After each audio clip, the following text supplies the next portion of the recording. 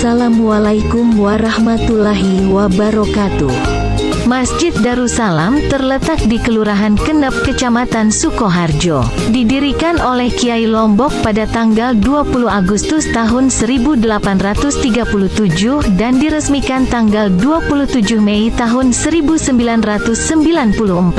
Dahulu Kampung Kedung Gudel digunakan sebagai kampung bertemunya Sinuhun Pakubuwana VI untuk memberikan dukungan moral spiritual kepada Pangeran Diponegoro. Selain itu juga digunakan sebagai tempat mengatur strategi perang melawan Belanda dan dilakukan secara sembunyi-sembunyi. Selain masjid sebagai bukti peradaban Islam, di bagian belakang masjid terdapat makam Kiai Lombok dan juga terdapat batu bata yang mirip dengan batu dari Kerajaan Majapahit. Bangunan Masjid Darussalam itu sendiri telah mengalami 3 kali perubahan, dimulai dari perubahan atap dari sirap menjadi genting, penambahan panjang tiang 1 meter guna meninggikan bangunan masjid. Pintu masuknya yang kini dibuat tangga agar tidak kebanjiran. Tiang-tiang masjid juga terbuat dari kayu jati asli. Di atas langit terdapat ornamen ukiran kayu perpaduan dari budaya Jawa dan Arab, yaitu motif sulur-suluran. Di dalam masjid juga terdapat tiang-tiang penyangga yang jumlahnya ada 16 tiang dengan kayu jati utuh. Subhanallah ya gengs. Yang menjadi keunikan Masjid Darussalam adalah bentuk atas atap masjid tidak menggunakan kubah namun masih menggunakan kepala mustika.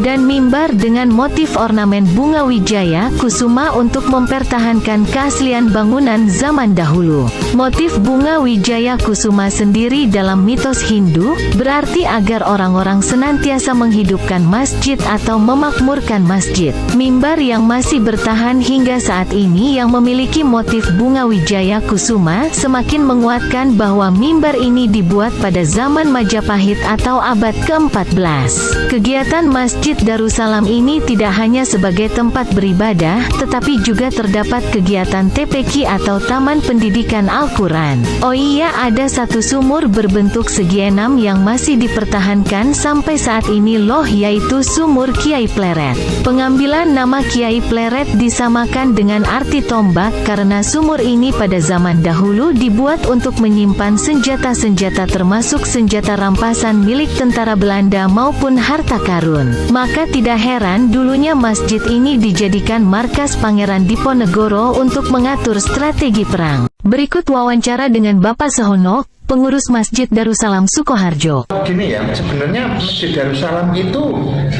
masjid sini itu namanya bukan Darussalam. Oh, bukan. Masjid dan pesantren dulu khas Jawa, khas Nusantara maksudnya, itu menisbatkannya kepada daerah. Misalnya Imam Nawawi Al-Bantani itu berasal dari Banten. Oh, berarti Syekh Irsyad Muhammad Irsyad Al-Banjari itu dari Banjar. Masjid Kedung Gudel ini nggak ada namanya dulu.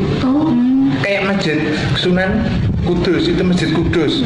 Itu Masjid Kudus. Masjid Keraton Surakarta nggak ada. Jadi nama muncul Darussalam itu tren ya sekitar 90-an itu apa berapa itu ketika mulai udah banyak masjid itu, terus dikasih nama Masjid Kedung Gudel, terus dikasih nama sama ketua Irmas zaman dulu itu dikasih nama Darussalam.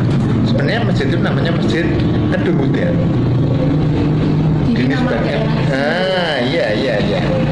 Terus kemudian kalau ditilik dari pembangunan yang ketiga, masjid itu dibangun 20 Agustus 1837, itu tahun awal tahun 1910-an sekitar segitu, terus sudah ditinggikan terus tahun ditinggikan kembali, terus tahun 60-an apa berapa itu ditinggikan lagi, terus genteng sirap itu mulai diganti dari menjadi genteng tanah, terus itu. Dan diketahui juga pada kelas Belanda kedua tahun 49, Masjid Kedung Gudel ini dijadikan markas kemerdekaan juga. Dan berkat rahmat Allah, nah itu apa? Kedung Gudel ini ketika itu buat apa buat markas tentara gerilya, Belanda itu nggak bisa masuk ke sini. Akhirnya apa? Dari kota Sukoharjo sana, Belanda itu membombardir 21 kali dentuman. Peluru itu jatuh ke kampung sini. Alhamdulillah semuanya nggak ada yang meletus. Itu atas kuasa siapa? Itu keunikan kampung Kedung Gudel. Maka terus kemudian Kedung Gudel setelah masa kemerdekaan dari Kademangan, sistem Kademangan menjadi desa, masyarakatnya di situ. Dari dulu masyarakat Kedung Gudel terkenal dengan apa ya, peradabannya yang tinggi. Demikian video dari kelompok 2. Semoga informasi tadi bisa menambah hasanah pengetahuan dan keimanan kita ya guys. Sekian, wassalamualaikum warahmatullahi wabarakatuh.